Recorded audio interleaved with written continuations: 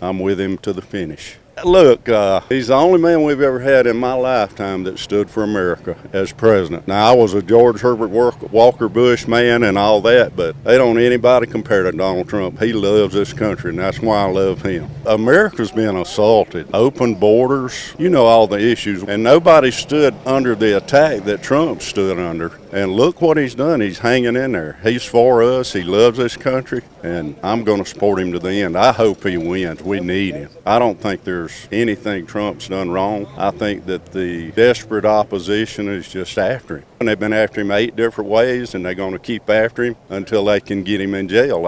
I think he's the best president for us, and he wants what's best for the people, not for him. He's been beat up since before he even came into office, and people think that he's verbally confrontational. Well, wouldn't you be? He's doing a great job. He keeps going. Who can do that? I believe he's the most persecuted president we've ever had, and I think he's worth the trouble. We are all standing united because he said he's giving us back the country, and we got to stand up and take it.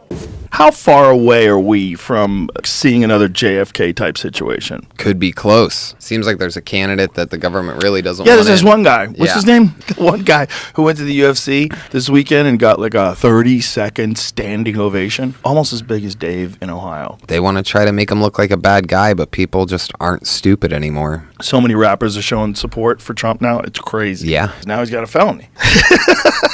And now they realize also he's getting trapped by the system, just like everybody's been rapping about, being Right. trapped by this system, this bullshit system. And you watch it happen with him. Exactly. They do to everybody, and they pretend they're there for you while they're letting in immigrants.